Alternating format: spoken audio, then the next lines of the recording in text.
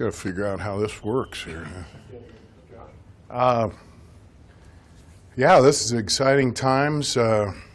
Already got seasons started in soccer and volleyball, and lots of anticipation and excitement about our opening football game and the beginning of the Scott Frost era. You can feel throughout the state a great deal of energy, excitement, and it's all coming to a head. So I'm looking forward to getting to Saturday. I'm not a great fan of night games, but that's what we drew on this thing, and we'll be ready to play.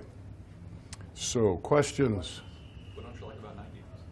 It's a long day. That's a 14-hour day for the old AD. Because I'm an early riser anyway. That's the ranch kid in me. So by the time that day's over, it's almost midnight. And but the exposure is important. I often worry about fans and their ability to drive and such. But hey, it's nothing new. We've been doing it for quite some time.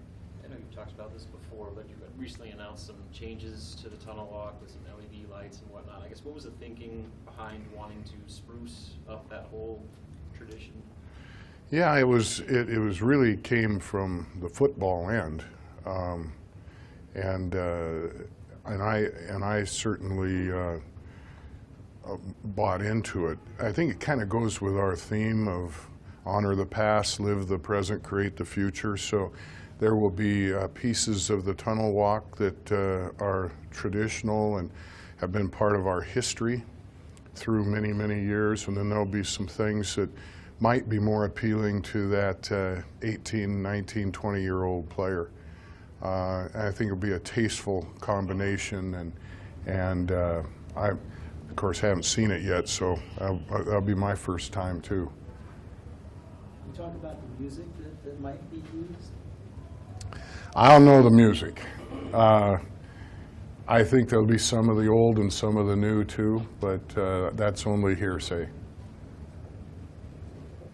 go with the schedule that came out yesterday into the future with conference road games at Minnesota in 23, I think it was, and at Illinois in 25. How much of a say did you guys have in that, or maybe what was the thought in opening the season with those games? Well, our TV partners want us to spread the conference games out because they're the most attractive. And everybody's going to get a little taste of that, you know, in due time. So, you know, I really think that our program, by the time we get to that point, will be a veteran program that'll be able to handle that. You got to play somewhere, and a conference game that's not uncommon. When I was in the Pac-12, we had several of those for the same reason. Having a crossover partner with Michigan starting in 2022, how did that sort of come about, and what were those conversations like among the athletic directors as the scheduling process took shape?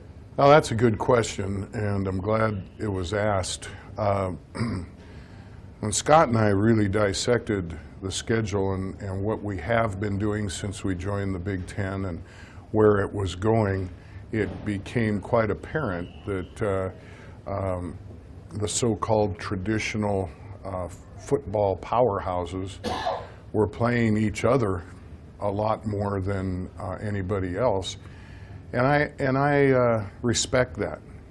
And when I brought it to the attention of the commissioner and my colleagues at a meeting in Phoenix last spring, I said I understand how that was designed to attract TV audiences and also to address the strength of schedule piece of the playoff system. But what ended up happening is we were beating each other up and sliding out of potentially not getting in that Final Four. So I felt, and I think I convinced enough of my peers, that we needed to take another look at that and something that might be a little bit more fair and give us a better chance to get somebody into that 4-team slot. So that's kind of how that all came out. We did agree to we did agree to, what's that? Is that us out here? Whoa. I'll speak up a little bit. We did a random drawing, and this was done, pretty sure it was in Chicago at meetings this summer, and you can see how it all played out. You know, we do have Michigan for the next few years. That's who we drew. Wisconsin drew Ohio State. And we had an associate commissioner that was drawing out of one side and out of the other of the divisions, and that's how it all laid out. So it's okay because it's in the 4 years of the starts, we're at Ann Arbor twice and they're at Lincoln twice. So you want to be the best, you got to play the best. So you guys really drew it out of a hat? Yeah, it was a box, but you could say it was a hat. Yeah. Do you see college football getting to a point where the number of conference games is standardized, at least across Power 5? Well, I'll be so bold as to say that one of the arguments of addressing our schedule was that the SEC was putting one and sometimes two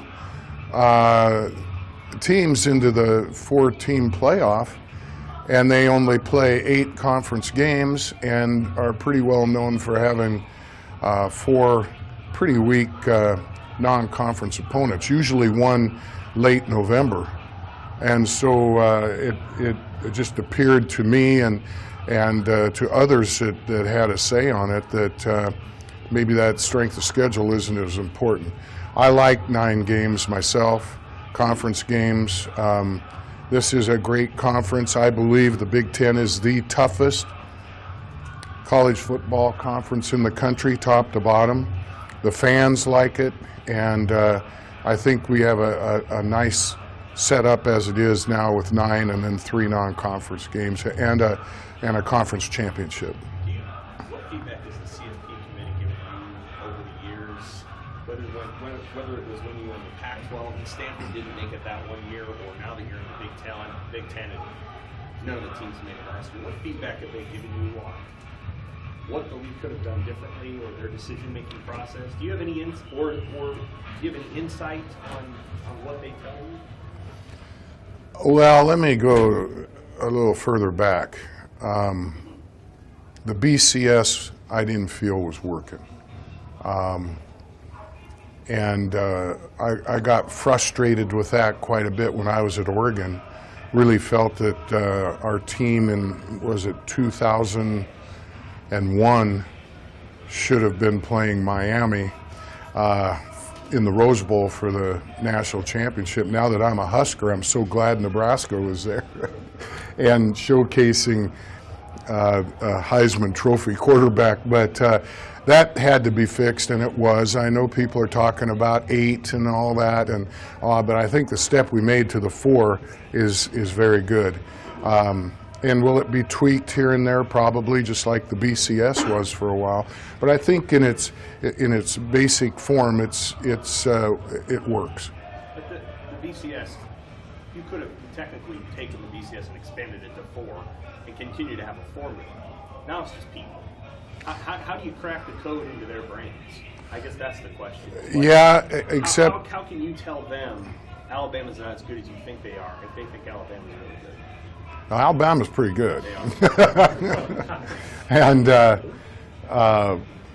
and you know, there you look at Penn State a couple years ago, and you know, and I found out in basketball somebody's always going to be cut. And when it was 2, that you had number 3 upset, and now that it's 4, number 5 is going to be upset. So if we go to 8, number 9 will be upset. So, but I do think that the selection process is better. You've got athletic directors, you've got former coaches. I think it has a lot more credibility than before. And is it perfect? Probably not, but I think it's a better model. Would you like to hear the coaches who are in that committee talk after the selections are made to give their insight on why they did what they did versus just one person who represents the committee?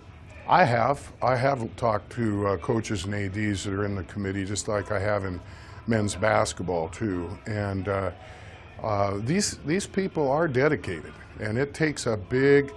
I remember I really thought I wanted to be on that committee, and was a little upset when I wasn't selected. I think Pat Haden was back when the first year, and when I realized what the commitment was for him. I had a son still playing high school football. I was so glad I wasn't on it, but I wouldn't mind being on it now. Print that, please. What kind of tweaks would you like to see in the transfer rules? We haven't seen the end of the transfer changes, I don't believe. There's a lot more concern for the student athlete welfare, but we're already seeing somewhat of a disadvantage of semester schools versus quarter schools, and where if someone wants to transfer in football and another school hasn't started classes yet, they are probably at an advantage. I do believe there has to be consequences of sitting out a year. Otherwise, we're just going to have free agency, and it's going to be like professional sports, and you can see a different roster every year. So we got to be very, very careful. We don't have to. We don't have to fix certain pieces of it that aren't broken. I think the attention was all drawn to men's basketball and the one and dones and the amount of transfers that were taking place there. And I also, having 5 children of my own and 2 that are major college athletes, there isn't the patience there used to be. And I think a lot of that comes from the competitive opportunities from the time they're in 3rd or 4th grade, and pressures that are put upon them, and the lure of the big money in the professional ranks. So these are obstacles and challenges that we're going to have to face as we continue to discuss the transfer rules. Are you talking about like maybe a cutoff date, rather than individual, school dates, I guess? Yeah, and there just has to be a little bit more of a level playing field there. I did like back in the day, when they introduced you could transfer to what then was 1AA, FCS now, and play right away, but you couldn't go the other direction. I thought you were going to end up having farm teams. Hey, let's let Junior go to Montana State for a year and see how he plays, and then we'll bring him in when we have a scholarship. So, those are the kind of things we've got to keep in mind to avoid that free agency deal that is a concern to me and others that I talk to. Bill, did you and Scott have any conversations this offseason about an alternate uniform or About an alternate uniform or tweaks to the alternate uniform? Yeah. Again, we're talking tradition, and we're talking today's 18, 19-year-olds. So the Nebraska football uniform is an icon. It's like Michigan, Alabama, Texas, USC, and that'll be our standard uniform. But there will be a game, maybe even 2, where we will go away from that with something that's probably a little bit more trendy in today's world. I'm comfortable with it. You have a guy that was a national champion quarterback here that wore that standard uniform, so he knows what it means and what it represents. So I think I'm comfortable with it. Yeah. Is there going to be one this year then? What's that? Is there going to be an alternate uniform? Yeah. Which game? I think it's the our game around